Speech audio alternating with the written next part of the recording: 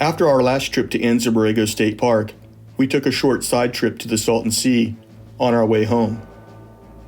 We wanted to explore what remained of an old Navy base that we heard about from other adventurers. I won't get into a whole history lesson of the base, but there are a few interesting aspects of its history that I want to mention. Due to the advantageous location of the Salton Sea, the Navy used it as a seaplane base in the 1930s for its VPB aircraft and named it Naval Air Facility, Salton Sea. In the 1940s, it was used as a base to help develop the nuclear weapons being constructed at Los Alamos. Water-based targets and photographic stations on shore would study the performance and ballistics of the test bombs. The bombs didn't have nuclear or explosive components. The Atomic Energy Commission continued to use the base for testing after the Navy left in the late 1940s. By 1979, the base was all but abandoned due to a constant fight with the rising waters. The base is slowly being absorbed by nature, and the road to the base is being covered by deep sand dunes. We decided to air down and leave my Jeep behind in case we needed a recovery vehicle. Get down nicely.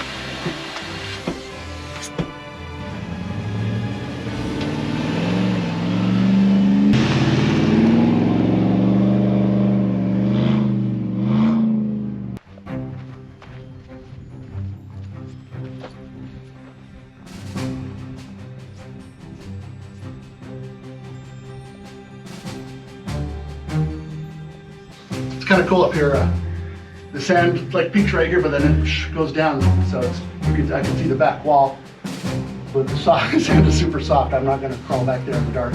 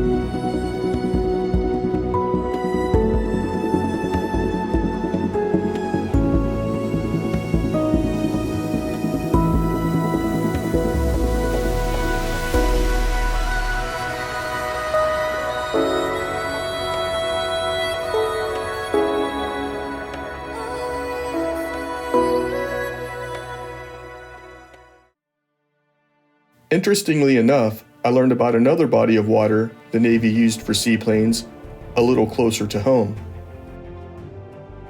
A group of flying boats en route from Hawaii to Alameda became socked in by fog. They were diverted to Los Angeles, but were low on fuel. They had to land on a large body of water nearby. That body of water was Tulare Lake. The Navy designated Tulare Lake as an auxiliary landing base during World War II.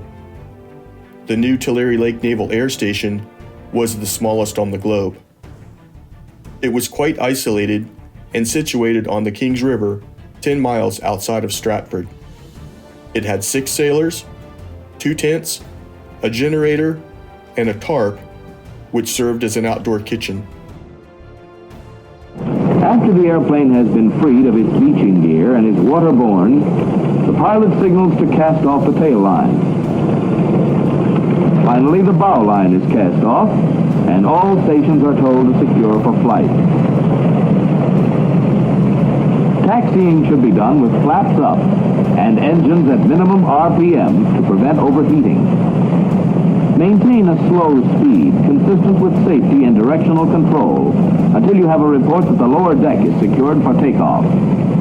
Where depth perception is difficult, set glide between 85 and 88 knots, a rate of descent of about 250 feet a minute, and regulate the glide with the throttle. Ease them back when you touch or you'll leap like a frog. There we are, a good power landing. As the mariner returns to the beach, the crew is stationed for beach approach, and if necessary, sea anchors may be put out to retard forward speed.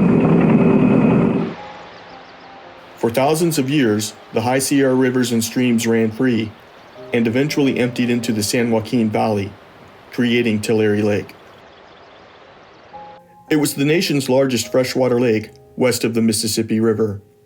It spread out to as much as 1,000 square miles as snow in the Sierra Mountains melted each spring, feeding 5 rivers flowing into the lake.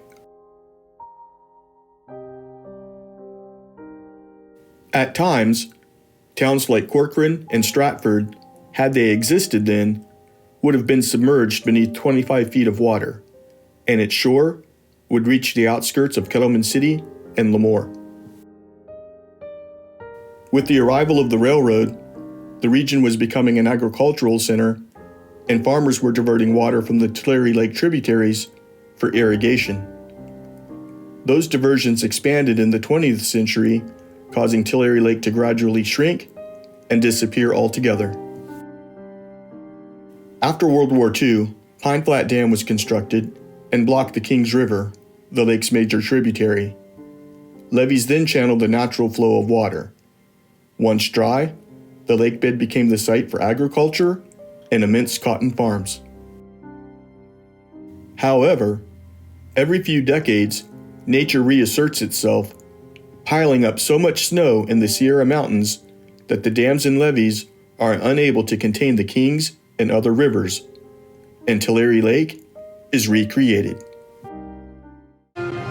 Flooding continues to wreak havoc in the area of Kings County, located in the Tulare Lake Basin, but relief is on the way. Damage is now expected to cost billions of dollars. Today, Governor Gavin Newsom signing an executive order to support the flood response and recovery. Our Ben Morris joins us live from just outside Corcoran tonight with more on how the county is responding to the news. Ben.